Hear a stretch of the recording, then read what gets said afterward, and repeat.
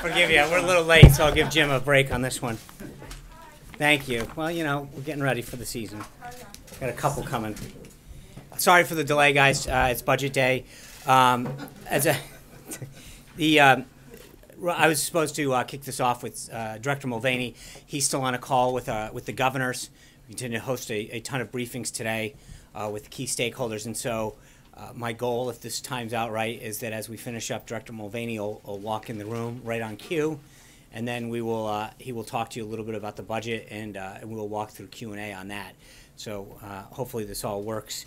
I'm going to skip past the part where I say thank you, Director Mulvaney. As the director will say, the president's budget blueprint keeps his promise to put America's security first, turning his words directly into policies that restore and respect for our citizens' hard-earned tax dollars. There were some additional non-budget events of the day.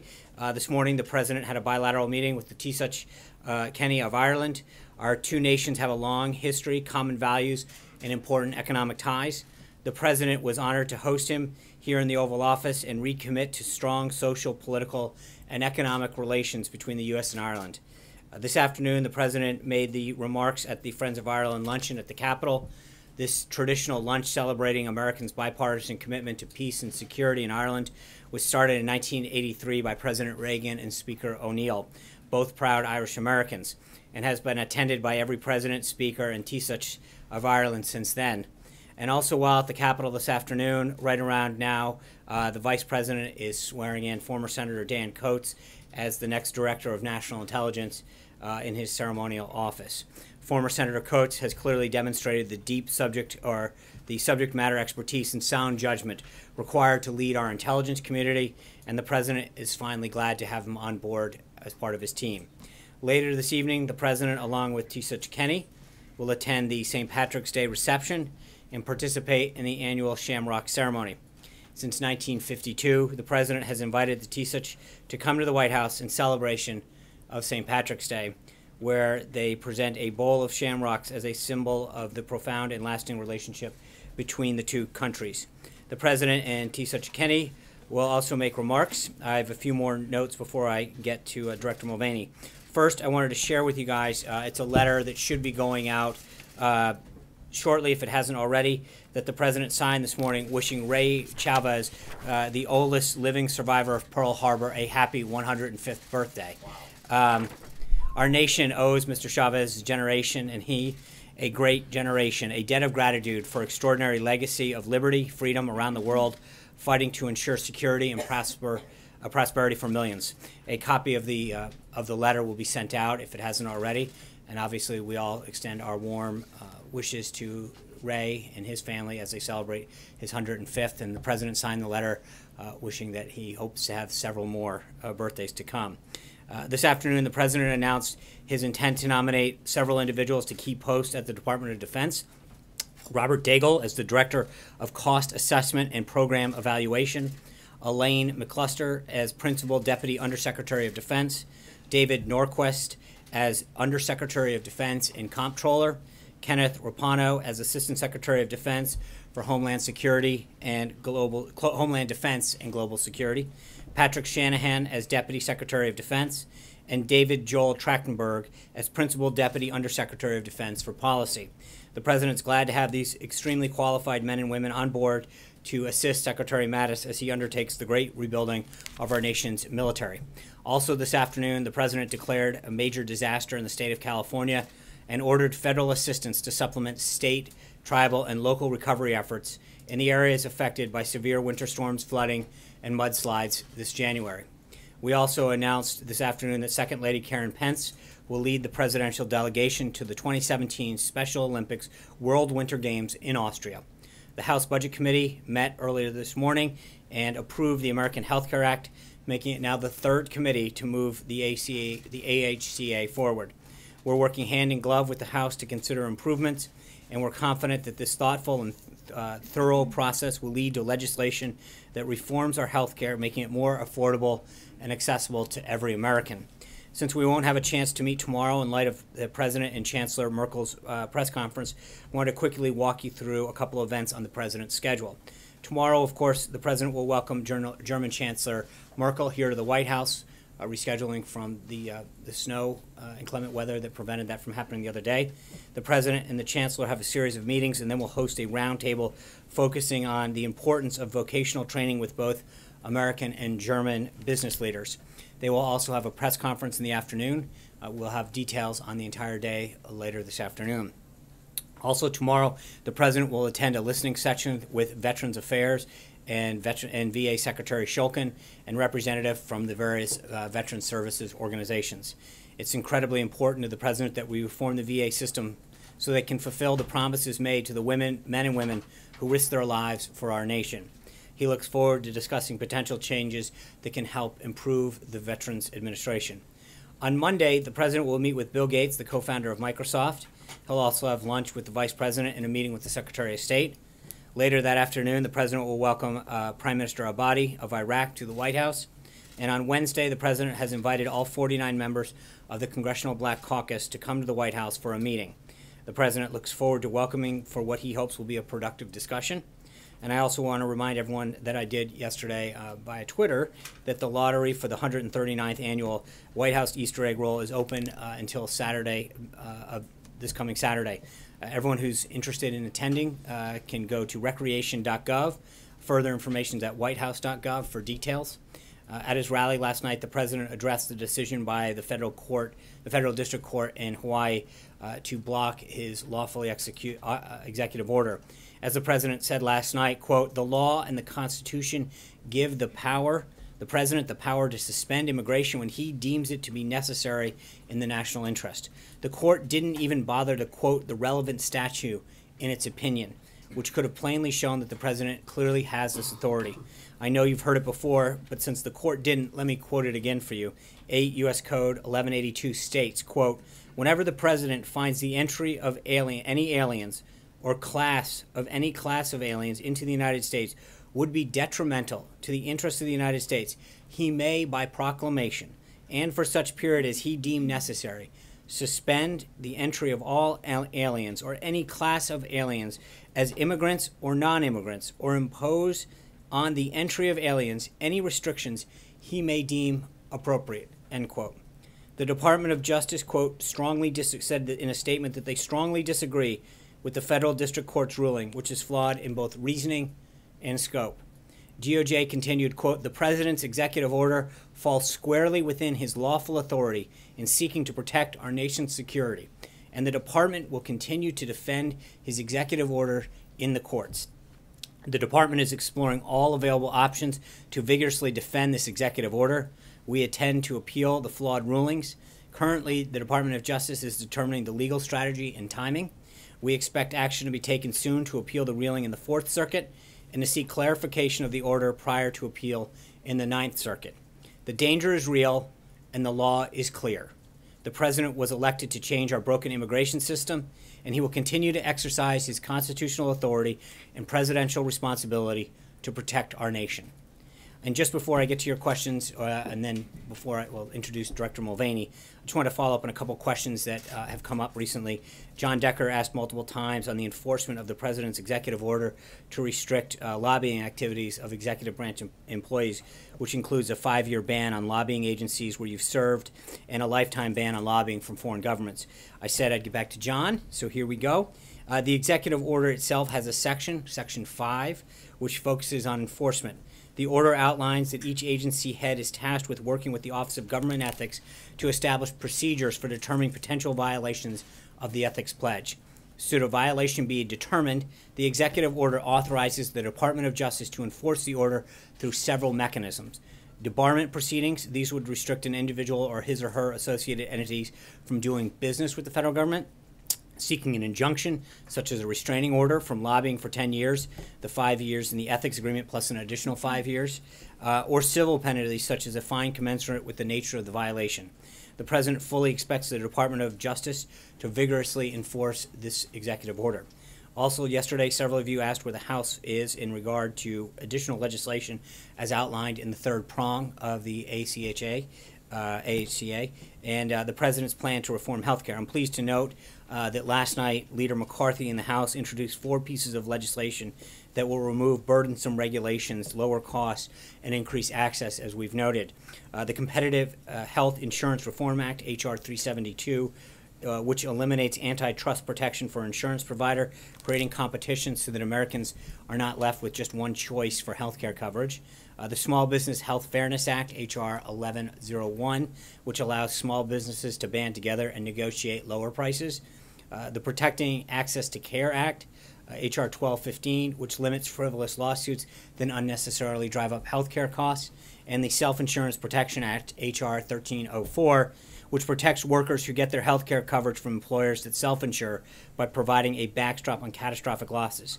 And finally, in terms of following up from yesterday, in regard to the DOJ's indictments of Russian hackers on Yahoo data, this action demonstrates the United States' commitment to identifying cyber criminals and bringing them to justice no matter where they are. It also highlights the criminal importance of international cooperation to our cyber regime. And like I said yesterday, as though this is a lawful enforcement action, anything beyond that, I would direct you to the Department of Justice and the FBI for further details. Before I continue, let me turn it over to Director Mulvaney to talk a little bit about the budget. Director. Thanks very much. Good afternoon and happy day before St. Patrick's Day, also known as Budget Day. Most of you heard me talk about the budget before, so I'm not going to say too many things in opening before we get to your questions. But we will remind you that this is what we're calling the America First budget. We had an America First candidate. You now have an America First president, and it shouldn't surprise anybody that we have an America First budget. You've seen the details. As we talked about last week, $54 billion of additional defense spending. We have some more details today on where that money is going. We're seeing increases at the VA, increases within the Department of Justice for law enforcement, increases within the Department of Homeland Security for things that include border security and immigration controls. Increases within the Department of Energy to deal with a nuclear triad, and then corresponding reductions in similar amounts, offsetting dollar for dollar in other programs. The largest reduction, if you've seen the budget already, is a 31% reduction within the Environmental Protection Agency. The next largest reduction on a percentage basis is within the Department of State, and the other departments are reduced in lesser amounts. I think the smallest reduction we have is NASA, which is just less than 1%. But there again, as with many of the agencies, you'll see certain line items within those budgets plussed up. This is the message the president wanted to send to the public, to the press, to Capitol Hill. He wants more money for defense, more money for border enforcement, more money for law enforcement generally, more money for the vets, more money for school choice, and then to offset that money with savings elsewhere so that all of that is done without an additional dollar added to the deficit. As I've mentioned before, this budget does not balance the budget. This budget simply reallocates and reprioritizes spending as any family or business would do. This budget does not, for those of you who were not here last week, this budget does not address the big picture items such as policy changes, revenue flows, tax policy, mandatory spending. This is simply the top line spending budget. It's why we call it the budget blueprint and not the full budget. That full budget, which will contain all the rest of those pieces and parts, will be released in May. Before I take questions, I'm going to do something I don't ordinarily do, and I'm sure it's kind of new. I'm going to call on the New York Times because they're in trouble. Apparently, is there where's my New York Times guy? Matt Flagenheimer and Alan Rappaport, okay, are in big trouble. I'll give you the first question, but you have to deliver this message to them. They printed this morning that I am the father of 17-year-old triplet girls. My 17-year-old daughter really wishes that were happy, or really wish that had happened, but my two 17-year-old sons are really upset. So if you could clarify that, that would be great, and I'll give you the first question if you've got one. So go ahead. Okay, well, we're not very good at math, obviously, at the New York Times. Math is right. It's actually the gender that was wrong. But, sir, during the campaign, President Trump, then candidate Trump, talked about the national debt, which, of course, has reached around $20 trillion. You mentioned it in your budget message this morning. Is there a plan, as the president talked about during last year's campaign, to actually eliminate the national debt in 8 years? He said during the campaign it would be easy to actually eliminate the entire debt, not the deficit, but the debt in 8 years. Is that something that this president is actually committed to trying to do? It's a good question. It's a fair question. I would just suggest to you it's not the right time for the question. The budget blueprint, again, does not deal with the debt. It even doesn't even deal with the deficit. It is simply the first part of the appropriations process. We'll send this up to the Hill now, and the appropriations committees of the House and the Senate. Of course, the House controls the power of the purse. The Senate, Congress controls the power of the purse. And this will be the first step in that process. We will start to address the issues of the longer-term deficit, longer-term debt in that larger budget. And of course, we'll have to deal at that time with things like mandatory spending, tax policy, revenue flows to the government. So again, it's a fair question. I just don't think now is the time to ask the question. Question, the 28% that comes out of the State Department, I know that you're leaving a lot of discretion to the people who are in charge there at all of these agencies for how to implement these cuts, but how much is intended to come out of the foreign aid budget of that $10 billion? A lot of it. Keep in mind, as I've said before, one of the reasons that you've seen such a dramatic reduction in the State Department on a percentage basis is not that this president thinks that diplomacy is not important. In fact, nothing could be further from the truth. We've already seen that Secretary Tillerson has had a tremendous one diplomatic success already on the deal he cut with Iraq. The president believes in diplomacy, and we believe that this budget protects that core function of the State Department. It just so happens that much of the foreign aid that the president talked about in campaign, much of the money that goes to climate research, green energy, those types of things, are actually in the State Department budget. If those line items had been in the Department of Commerce, you would see Department of Commerce having gone down by by a similarly large percentage. So the answer to your question is that most of the cuts within the State Department try to focus directly on foreign aid. Yes, sir. Yes, the budget showed a 0.8% decrease for NASA, but you've also talked about in the administration using private companies such as SpaceX, for example, for more of that. So does this show some, is some of this going to be shifted over to the private sector, and does this show a commitment on the administration's part towards science and NASA? It does. Again, if you go back and you do what we did, which is go back through the president's speeches, the interviews he gave, and just talking to him, we tried to identify his priorities. And one of the things he told us was, look, I'm still interested in America being involved in space exploration. So even though the overall top line number at NASA is reduced by a small fraction, I think it's 0.8%, as you mentioned, individual line items that deal with specifically space exploration are actually plussed up. And part of the intent there is to promote exactly what you just talked about. Yes, sir. Questions. Your own experience in the House tells you that a lot of these cuts haven't been voted for before. Do you consider this budget an opening bid, and do you expect a lot of pushback even from Republicans on the specificity and the size of these cuts? And secondly, to take your point about the president's words on the campaign, those of us who traveled around with him remember he said he didn't want to touch Social Security, Medicare, the big entitlements. The fact that that's not in this budget, is that a signal that those programs are going to remain untouched, and as the Committee for Responsible Federal Budget said, that ignores 70% of spending and 90% of its growth over the next decade? I'll deal with the second one first, which the president is absolutely going to keep the promises he kept on the campaign trail.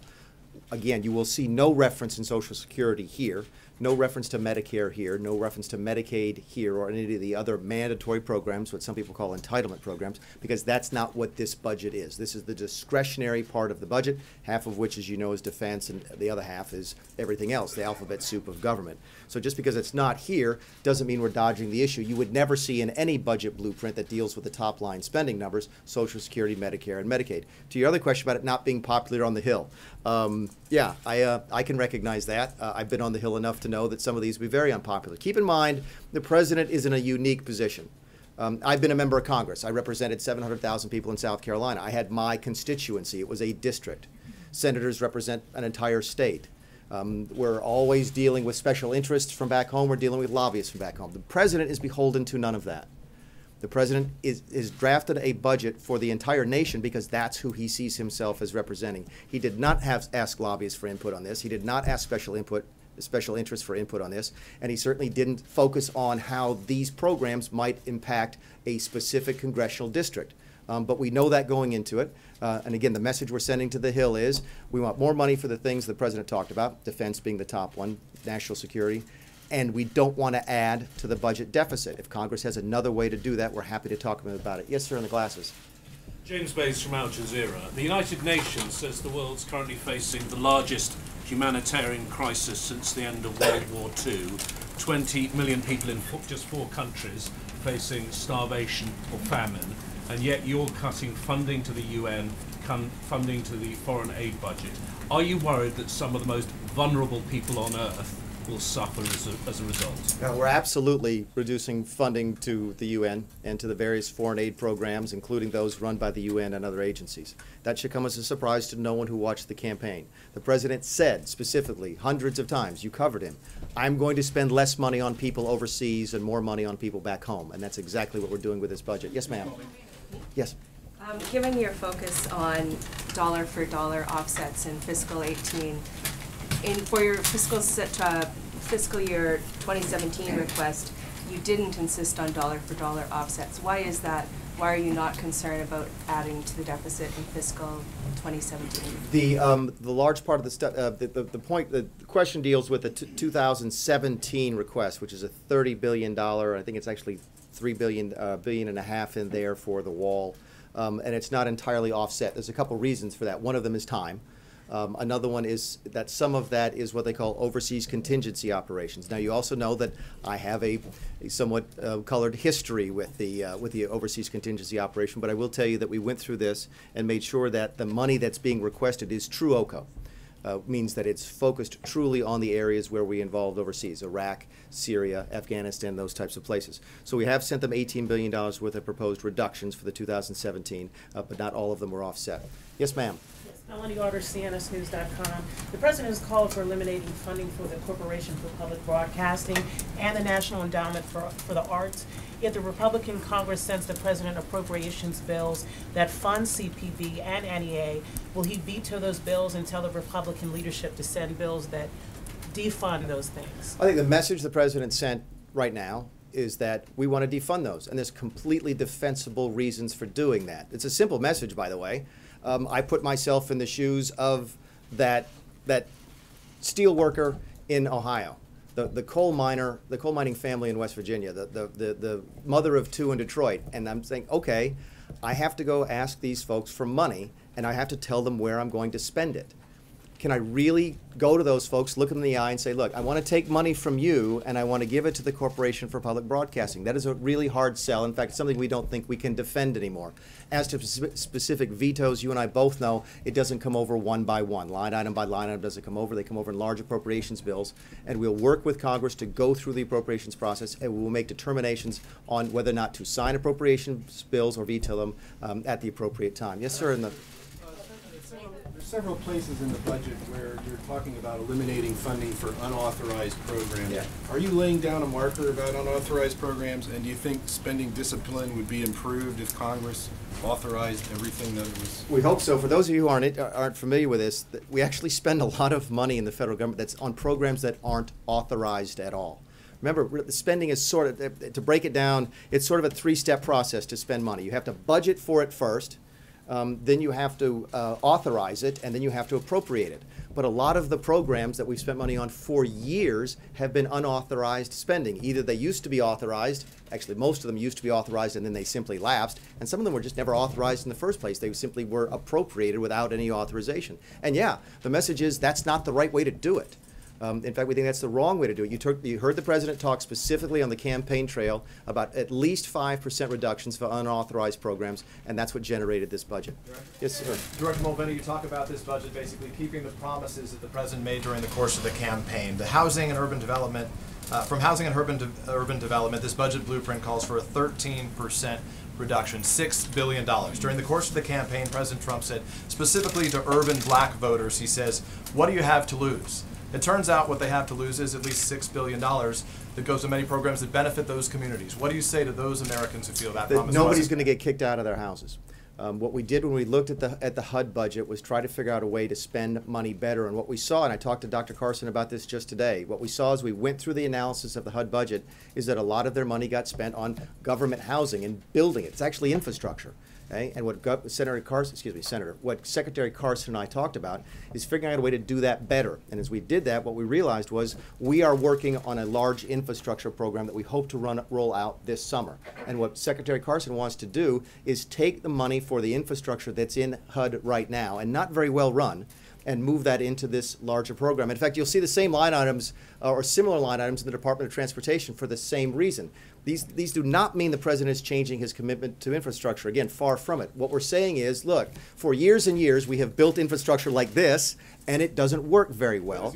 So let me finish and I'll come back to you. And then so what we're doing now is we're taking it out of the discretionary budget and we're going to move it into the larger infrastructure plan this summer. But you know, well, housing and urban development and the community development block grants aren't exclusively about housing. They support a variety of different programs, including in part Meals on Wheels that affects a lot of Americans. In Austin, Texas today, one organization there that delivers those meals to thousands of elderly says that those citizens will no longer be able to be provided those meals in those communities. So what do you say to those Americans who are ultimately losing out, not on housing, but on other things that are taken out of this budget? And as you know, or I think you know, that Meals on Wheels is not a federal program. It's part of that community, that CDBGs, the block grants that we give to the states. And and many states make the decision to use that money on Meals on Wheels. Here's what I can tell you about CDBGs, because that's what we fund, right?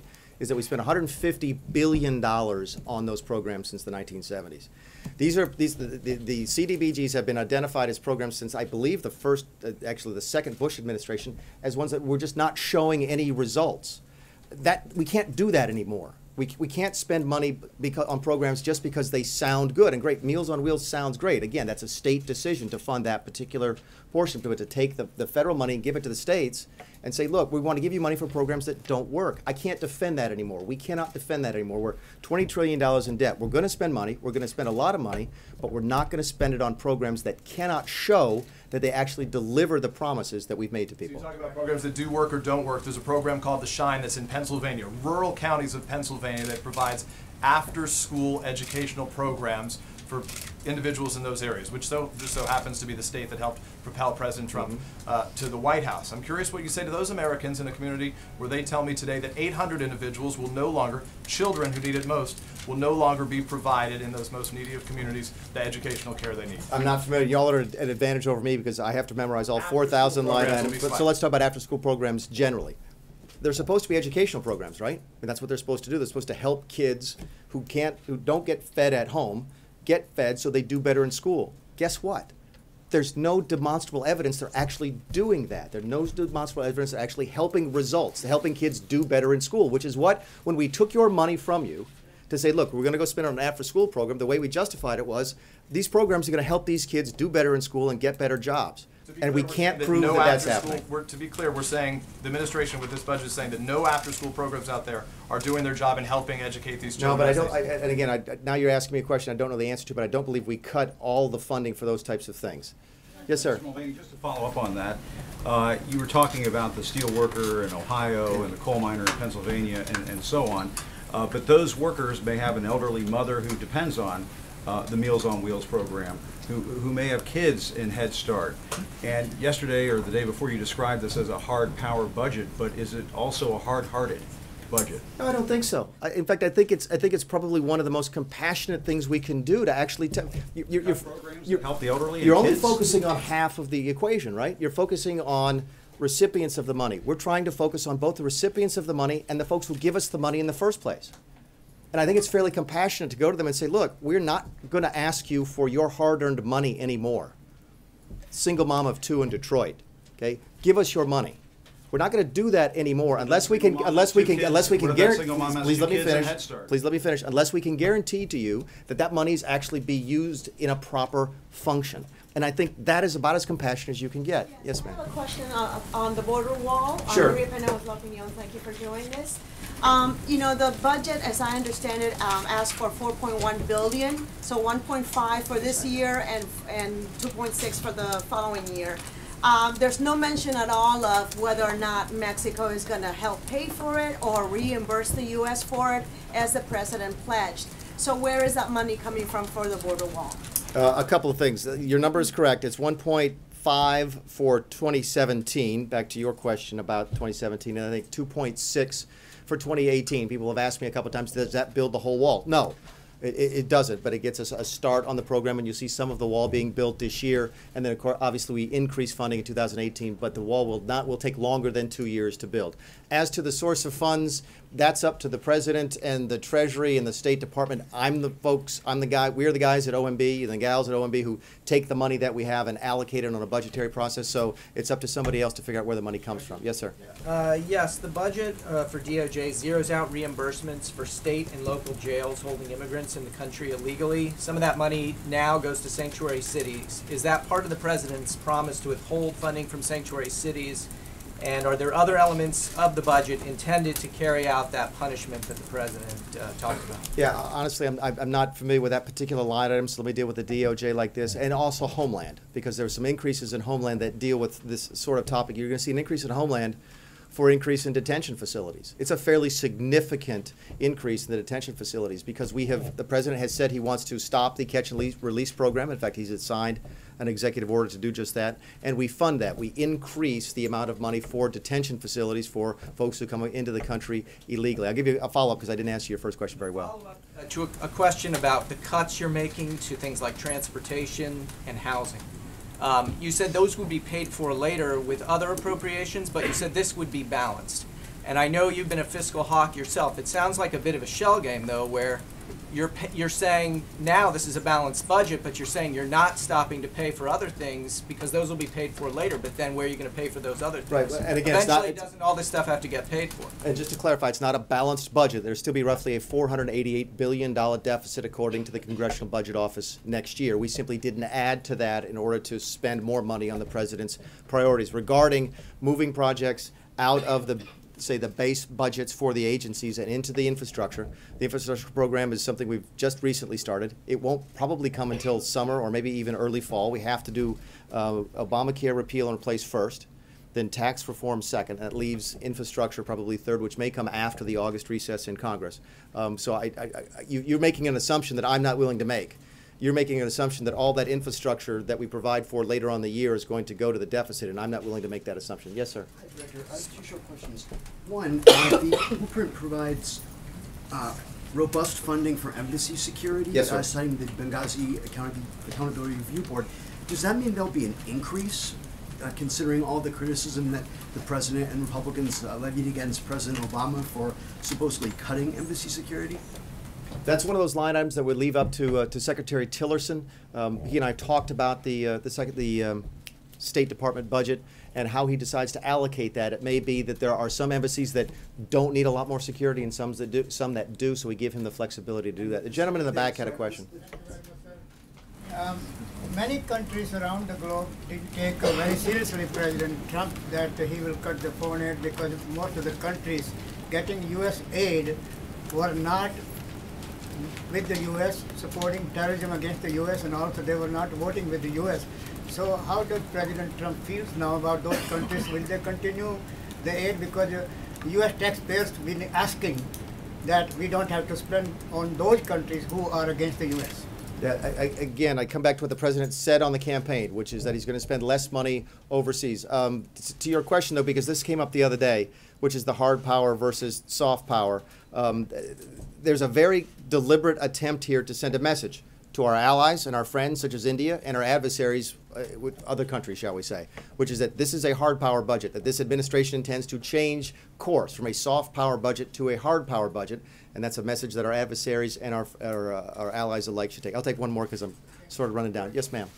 Explain a little bit more about what message the president is trying to send by eliminating a lot of funding for science and climate change, as research as you mentioned earlier, and just to follow up later when you have a chance to answer that. Sure.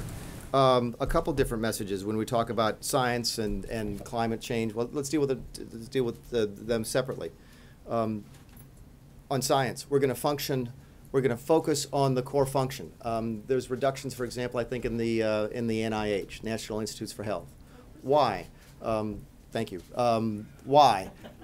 Because we think there's been mission creep. We think they do things that are outside their core functions. We think there's tremendous opportunity for savings. We recommend, for example, that a couple of facilities be combined and there'd be cost savings from that. Again, this comes back to the president's business person view of government, which is if you took over this as a CEO and you look at this on a spreadsheet and go, why do we have all of these facilities? Why do we have 7 when we can do the same job with 3? Won't that save money? And the answer is yes. So part of your answer is focusing on efficiencies and focusing on doing what we do better. Regarding the question as to climate change, I think the president was fairly straightforward, is that we're not spending money on that anymore. We consider that to be a waste of your money to go out and do that. So that is a specific tie to his campaign. Yes, I'm sorry, you had to follow up, and then I'm going to... Just really quick on Meals on Wheels, you mentioned that it's one of those programs you guys determined had not been doing its job effectively. What evidence are you using to make that statement, and is not feeding seniors in and of itself the fulfillment of the And my understanding from having been in the state government, and I may have this wrong, I've been wrong several times today, this may not be the first time, but my understanding of Meals on Wheels is that that is a state determination. Federal government doesn't directly fund that. It funds the central community development block grants, the CDBGs, and some states choose to take the money and do Meals on Wheels. Other states and localities might choose to do something else with them. We look at the CDBGs, and when we do that, we look at this as $150 billion spent over 40 years without the appreciable benefits to show for that type of taxpayer expenditure, and that's why we have the reduction. To the CDBG. No, because I'm going to elaborate. How Sean does this every day for an hour and a half, I have no idea. But I'm going to... keep going. Yeah, exactly. I've been up since 4 a.m. this morning, so I'm going to turn it back over to Sean. Thank you very much, and we'll talk to you all soon. Thanks, guys. Around here, that's a half day. That's exactly right. Yeah. Thanks, guys. Anyway, so kick it off. Jonathan Carl. Sean, day before yesterday, you said you were extremely confident that the House and Senate Intelligence Committees would ultimately vindicate the president's allegation that Trump Tower was wiretapped. As I'm sure you have now seen, the Senate Intelligence Committee has said they see no indications Trump Tower was the subject of surveillance. That seems to be a pretty blanket statement. What's your reaction? Well, I think there's several things. I would also, it's interesting to me that, you know, just as a point of interest, that when one entity says one thing that claims one thing, you guys cover it ad nauseum. When Devin Nunes came out and said, I think it's very possible, yesterday, there was crickets from you guys. When Devin Nunes came out and said there was no connection that he saw to Russia, crickets. When Tom Cotton said the same, you don't want to cover the stuff. No, hold on. No evidence of wiretapping at Trump Tower. So now you've had the House Intelligence Committee and the Senate Intelligence Committee. Actually, here's his quote, Jonathan. No, here's the direct quote. I think it's very possible, end quote. That's what he said when he said the president's communications could have been swept up in collection. So again, I saw no indication of wiretapping. I understand that, no and I think the president's been very clear when he talked about this, and he talked about it last night. When we talked about wiretapping, he meant surveillance, and that there have been incidents that have occurred. Devin Nunes couldn't have stated it more beautifully, but you choose not to cover that part. You chose not to cover when Tom Cotton went out, when Richard Burr went out, when others, Chairman Nunes and others, and said that there was no. Hold on. I understand that, Jonathan. And where was your passion and where was your concern when they all said that there was no connection to Russia?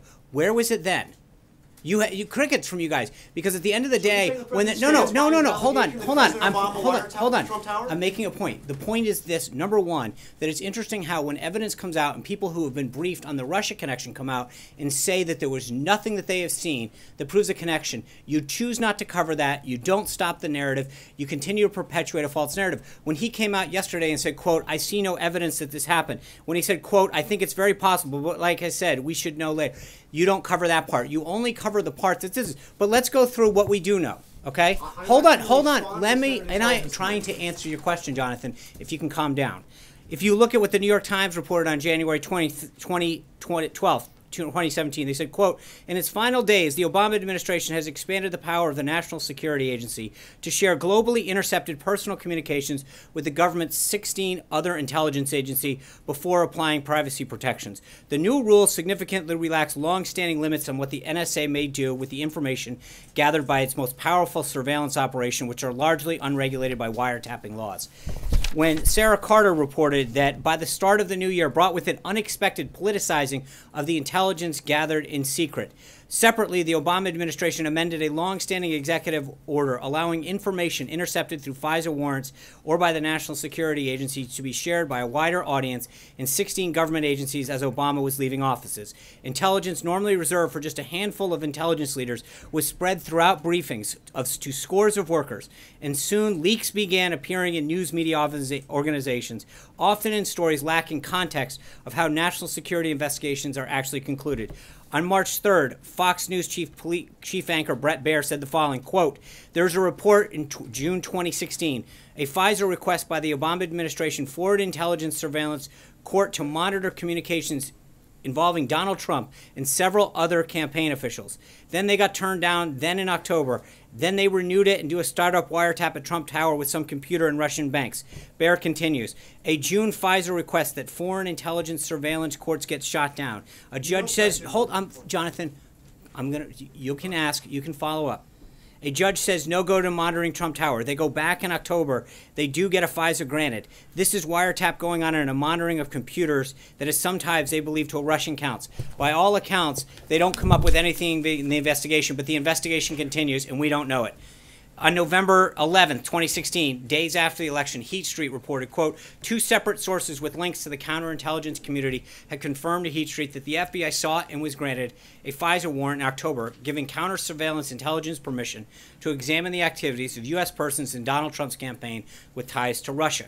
The first request, which sources say named Trump, was denied back in June, but the second was drawn more narrowly and granted in October after evidence was presented of a server, possibly related to the Trump campaign and its alleged links to two banks, SVB Bank and Russia's Alpha Bank. Sources suggest that a FISA warrant was granted to look at the full context of related documents that concern U.S. person.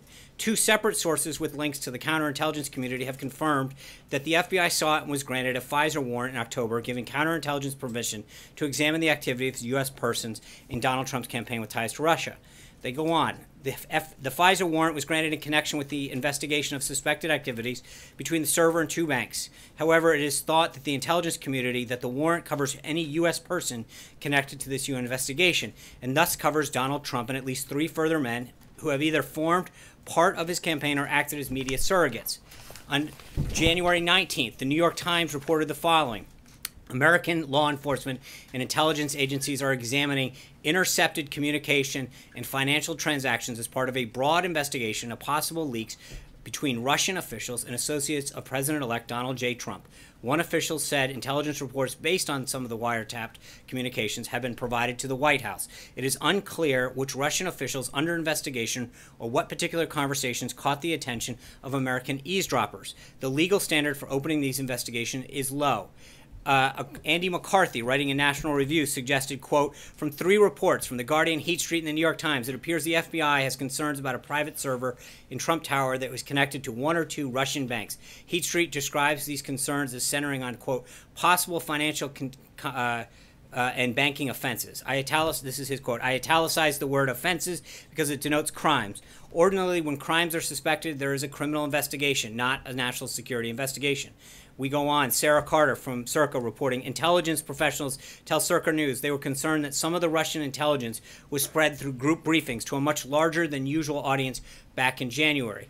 This would have happened during the final days of the Obama administration when it expanded Executive Order 12333, which allows employees with a, quote, need to know have further unfettered access to raw data stored by the NSA. The new rules allowed the NSA to share, quote, raw signals intelligence information, including the names of those involved in phone conversations and emails.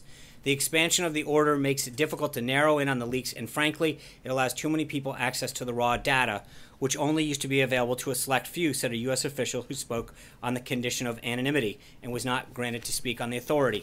Numerous outlets, including the New York Times, have reported on the FBI investigation into Mr. Trump's advisors. BBC and then McClatchy revealed the existence of a multi-agency working group to coordinate investigations across the thing. On February 14th, the New York Times again refers to phone records and intercepted calls. Let me quote them. American Law Enforcement and Intelligence Agency intercepted the communications around the same time they were discovering the evidence that Russia was trying to disrupt the presidential election by hacking into the Democratic National Committee, three officials said. The intelligence agencies then thought to learn whether the Trump campaign was colluding with the Russians on hacking or other efforts to influence the election. The officials interviewed in recent weeks said that so far they have seen no evidence of such cooperation. The officials said that the intercepted communications were not limited to Trump campaign officials and other associates of Mr. Trump. The call logs and intercepted communications are part of a larger trove of information that the FBI is sifting through. Days later, the New York Times then reports, quote, in the Obama administration's last days, some White House officials scrambled to spread information about Russian efforts to undermine the presidential election of Donald Trump, connections between the president-elect and Russians across the government. But the increasingly hard-to-escape conclusion that that individuals in our government were instead trying to undermine the new president by saying, quote, and this is the New York Times again, at intelligence agencies there was a push to process as much raw intelligence into possible analysis to keep the report at relatively low classification levels to ensure a widespread readership across the government, and in some cases, quote, among them European allies. This allowed the upload of as much intelligence as possible to Intellipedia, a secret wiki used by American analysis to share information. Sean Hannity went on Fox to say, quote, but protections which are known as minimization procedures have been put in place to protect Americans that are not under warrant, American citizens that are caught up in their surveillance. And, quote, by the way, their identities are protected. Their constitutional rights are be protected. Now, of course, this was not the case with Lieutenant General Flynn because a transcript of this call was created and then given to intelligence officials who then leaked this information, which is a felony, to the press that printed it, end quote. Last, on Fox News on March 14th, Judge Andrew Napolitano made the following statement, quote, 3 intelligence sources have informed Fox News that President Obama went outside the chain of command. He didn't use the NSA, he didn't use the CIA, he didn't use the FBI, and he didn't use the Department of Justice. He used GCHQ. What is that? It's the initials for the British intelligence spying agency. So simply by having 2 people saying to them, President needs transcripts of conversations involving candidate Trump's conversations involving President-elect Trump, he's able to get it, and there's no American fingerprints on this. Putting the published counts and common sense together, this leads to a lot. So, Sean, are you saying that despite the findings, the bipartisan findings of the Senate Intelligence Committee? No, they're not findings. There's a statement out today. They have not begun this. As you know, yesterday or 2 days ago, the Department of Justice asked for an additional week. So the statement clearly says that at this time that they don't believe that. They have yet to go through the information. The Department of Justice, as you know, has not supplied this. But I've just read off to you. It's interesting. When the New York Times reports... Hold on. Let's do that whole long answer. Thank you. Appreciate it. Okay. So are you saying that the president still stands by his allegation that President Obama ordered wiretapping or surveillance of Trump Tower, despite the fact that the Senate Intelligence Committee says they see no indication that it happened? Does the president still stand by the allegation? First of all, he stands by it, but again, you're mischaracterizing what happened today. The Senate, I know. Exactly from their statement. I understand that, and at the same time, they acknowledge that they have not been in contact with the Department of Justice. So, but again, I go back to what I said at the beginning. It's interesting. Hold on. It's interesting how, at the same time, where were you coming to the defense of that same Intelligence Committee and those members when they said there was no connection to Russia? You didn't seem to report it then. There was no. So you want you want to comment and you want to perpetuate a false narrative. Actually, I did report that Clapper said that. But when those individuals have gone out time and time again, when Chairman Nunes has said, number one, that there was no information that he's aware of that existed, that got 0 reporting. Number 2, when he went out yesterday and said, quote, I think it's very possible, you don't include that in the question mark. The bottom line is that the president said last night that he will be providing, that there would be additional information coming forward. There's a ton of media reports out there that indicate that something was going on during the 26th election. And I think it's interesting. Where was the questioning of the New York Times or these other outlets when that was going on? Where was the question? I believe you will. Jim. Yeah, you were just quoting Sean Hannity there. The House and Senate Intelligence Committees are quoting the FBI. I get you're going to cherry pick. The FBI director, you're citing Sean Hannity. And Andrew Napolitano. You also tend to overlook all of the other sources because I know you want to cherry pick it. But but you do. But where was your concern about the New York Times reporting? You didn't seem to have a concern with that. We have done plenty of reporting on all of this. But you want to cherry pick connections between one piece of commentary. Associates of the president to the Russians. That has all been looked at. And wait. How do you know all this? How do you seem to be such an expert in this? I'm saying that this has been looked at, Sean. How do you know it's been looked at? Hold on. where is, I'm sorry, I'm afraid to understand. Where, can you tell me how you know that all of this has, quote, been looked at? You're asking me whether or You not made a it's been looked statement, at. you said, quote, all of this has been looked at. Other outlets have reported. No, so, okay, so on we're supposed, contact so when your between outlet says it's all been associates looked and aides of at. the president and the Russians during the 2016 campaign, it sounds like during the context of that investigation, there might have been some intercepted communications. The House Intelligence Committee chairman did mention that, and we have reported that. Others have reported that on our air and various publications. But Sean, what you are refusing to answer, the question that you're refusing to answer, is whether or not the president still believes what he believes. I just said it to Jonathan. I didn't refuse to answer that. But you have a Senate and House Intelligence Committee, both leaders from both parties on both of those panels saying that they don't see any evidence of any wiretapping. So how can the president go on and continue to say these things? Because that's not, because you're mischaracterizing what Chairman Nunes said. He said, quote, I think it's possible he's following up on this. So to suggest that is actually, and you're stating unequivocally that you somehow... Literally, he said if you take the right, president and I think that literally, we've already he cleared is that wrong. up. And he said exactly that, but the president has already said clearly when he referred to wiretapping, he was referring to surveillance. So that's... But it sounds like, Sean, that okay. you and the president are saying now, well, we don't mean wiretapping anymore, no, because that's not true anymore.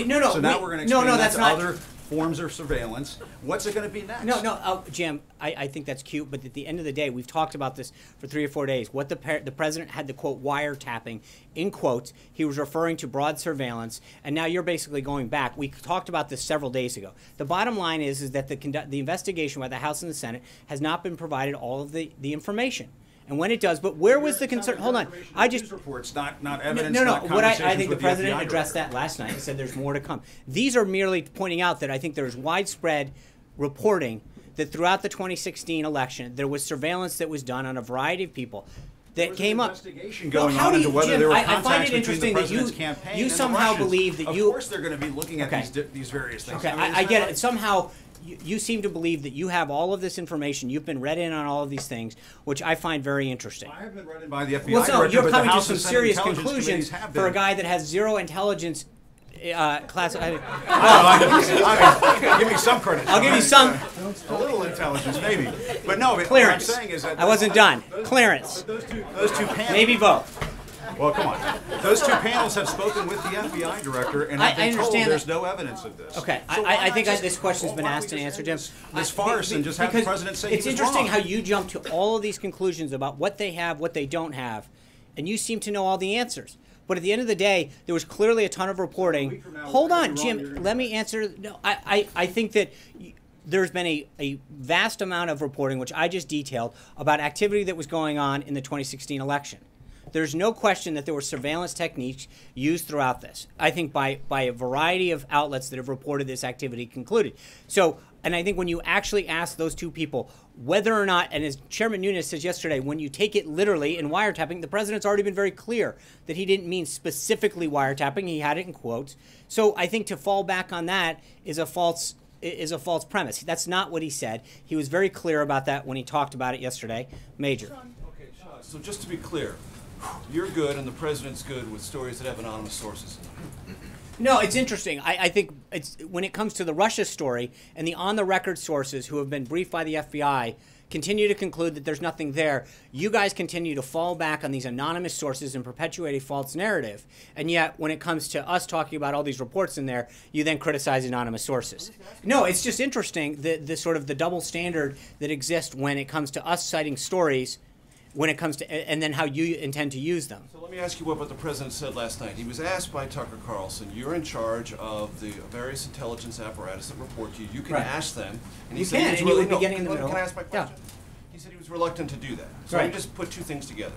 Earlier this week you told us when asked, has the president directed the Justice Department to collect and distribute information to the various relevant congressional committees? If I remember your answer correctly, it was no, he hadn't That's right. given that specific direction. Has that changed? Has he now directed No. the Justice Department? And is he asking himself for the intelligence agencies that report to him to provide him specific answers to these underlying questions that are separate from the No. reported you're citing? No. Why not?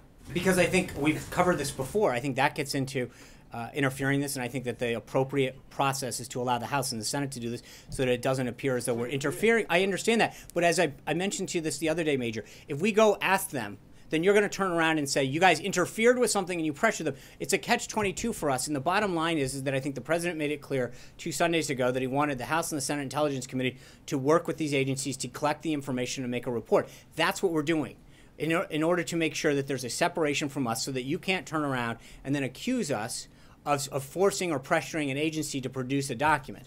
We're asking them to go through the process of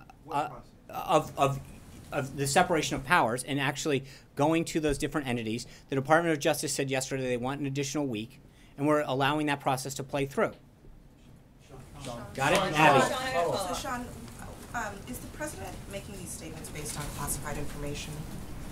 I'm not going to get into how the president makes a decision. I think that what I think is clear, though, is through the reporting that I just read, is that there's clearly widespread open source material pointing to surveillance that was conducted during the 2016 election. That information is available to members of the House and the Senate. It's public, as you noted. They are looking at that same information, making a conclusion. No, they have clear. No, that's not true. Not seen any evidence to back up the president's claims. So, if there is other information, why won't the president release it? Again, I'm not going to get into that yet. I think the president discussed that last night on his interview, and we'll let the process play out. I understand what he discussed. I think they have clearances in the House and the Senate Intelligence Committees. They're able to conduct this. Alexis. Sean, I'd like to ask you about 2 topics, but can you help us all by calling on Peter right now? No, I'm going to. I understand. I actually called the question. Alexis, if you don't want to answer the question, I can call on somebody else. Thank you. Gabby. Thanks, Sean. In the case that Judge Watson issued against the restraining order against Trump's second travel ban, the president's second travel ban, he included one of the president's tweets, and this was also included in the Washington State case. So I'm wondering, does it give the president any pause that this virtual paper trail is having an impact on advancing his agenda? Well, I mean, I think that the Department of Justice statement speaks for itself when it comes to that last night.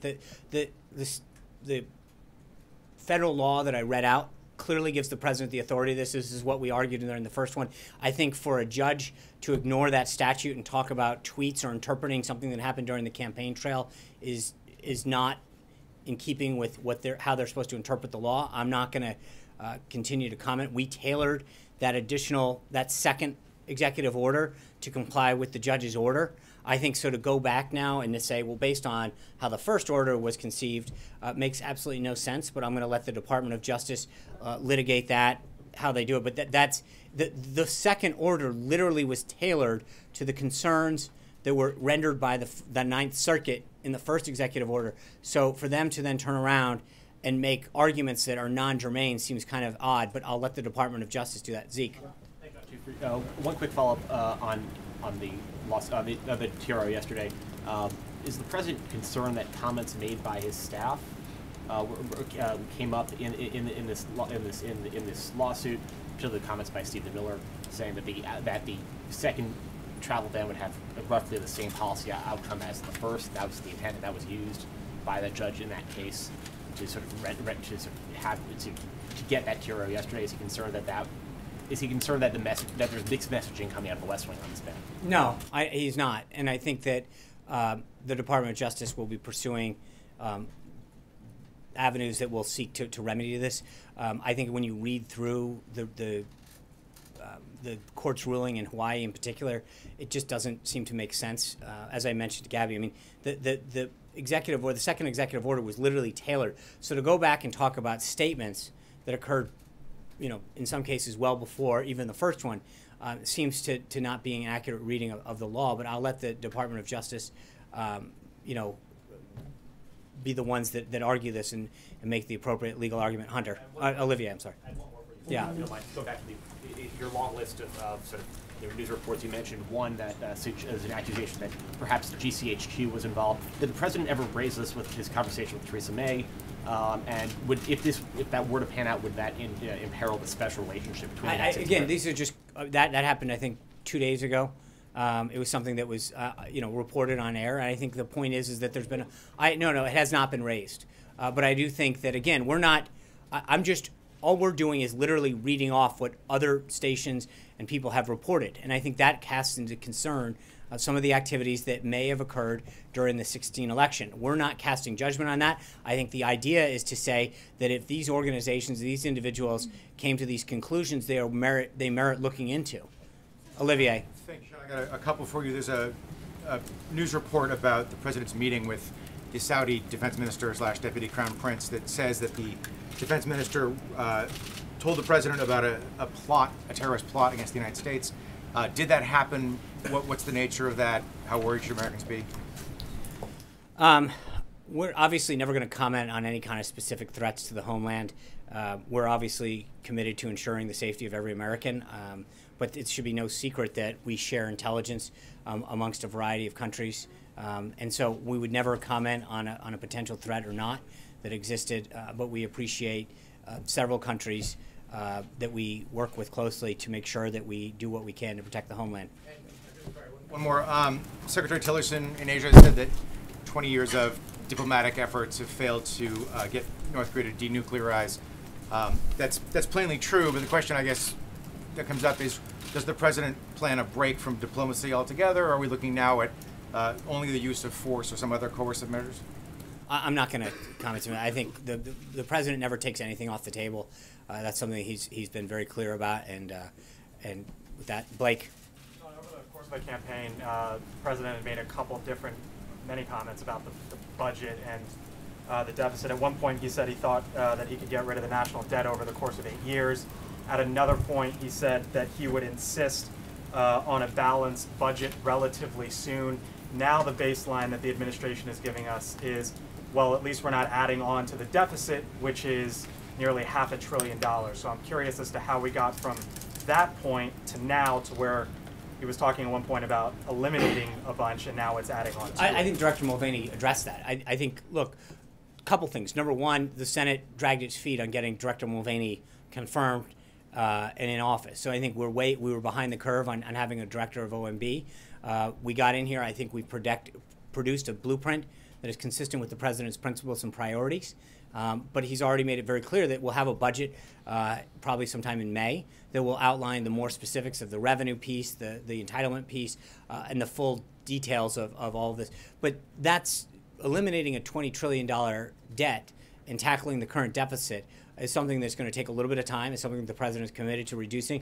And I think we've talked very extensively about the president's commitment to protecting taxpayer dollars and to using them more efficiently. This budget and a lot of the action the president has took on on other projects, including the F-18, the next generation of Air Force One, show that the president is committed on a very, very personal basis to getting involved in programs and policies to reduce the deficit and to respect taxpayer money. So this is step one, and it's a down payment on that goal. As for future steps, there are lots of cuts in here, but no matter which way you splice the numbers, anyone will tell you, if you want to drop it somehow, you got to get to entitlements. I understand. Is that on the table potentially, yes or no? Look, as Director Mulvaney put it, like he was chosen for this job because of his commitment to fiscal austerity and respect of taxpayer dollars and budgeting skills. And I think that we've got to get past today. Let us get down that, and we'll have more for you. But again, I think this budget is a huge down payment on the president's goal of showing his commitment to fiscal responsibility and respecting the taxpayer. Amen. Tax day is coming up. A lot of Americans putting together their tax returns. When the president puts together his tax return this year, will he release it publicly? Presumably it's not under audit, right? Well, St. Patrick's Day is tomorrow. That's what I'm more focused on. Presumably his 2016 returns are not under audit yet. So right. will he release those when he files them? We'll cross that bridge when it comes to it. I think the president's been very clear about his position on his tax returns, and we'll have to see where it goes from there. But the president's been very clear throughout the campaign and consistent that he's under a routine audit. John Gizzi. Thank you, Sean. Reading the draft of the budget and listening to Director Mulvaney's comments yesterday and today, it would appear that the National Endowment for the Arts would be phased out entirely in 2 years. Can you name any other government programs or even cabinet departments, such as housing and urban development and education, in which its entire function may be phased out or reduced to another agency in government or even the state? John, who's here from OMB, is the appropriate person to ask on that. I know that they've done several briefings on the budget. We could have OMB definitely get back to you on this if you can if you can contact him after this, Caitlin. Going back to the fact that the president used wiretap in quotes, and last night he said it was very important that it was in quotes. But out of the 4 tweets where he accuses Barack Obama of wiretapping him, he only used quotes in 2 of them. In 2 of them, he specifically said that he tapped his phone. So he didn't use the term wiretapping. And just minutes ago, you said it was communications being swept up. So can you definitively say that he still feels like Barack Obama wiretapped Trump Tower? Or does he feel like it was broadly surveilled? I think, which is it? Look, he was very clear about this last night. He talked about it, as you said. Yeah, he was. He said that he meant it. He put it in quotes. It was very broad. And so that's what he meant by the use of the term. Huh? So was it phone tapping? No, it was surveillance. I think we've covered this like 10 times. There's no specific answer of what it was. What did I understand that, but but that's the point of them looking into this, Caitlin. I think the idea is to look into this, have the House and Senate Intelligence Committees look into this and report back. Vivian. So I want to follow up on that. If all of this comes out and there's no proof that President Obama had any role in any wiretapping, that there was no wiretapping, will President Trump then offer an apology to President Obama? I've asked this like 3 times this week, and I think the answer is we're not going to prejudge where the outcome of this is. I think we've got to let the process work its will, and then when there's a report that comes out conclusive from there, then we'll be able to comment. But to jump ahead of this process at this point would be inappropriate. Can I go to Brian Crabtree of Salem Radio, Georgia? Sean, for taking questions from a talk radio host right here in Georgia and not in the D.C. swamp. First, I have 2 questions.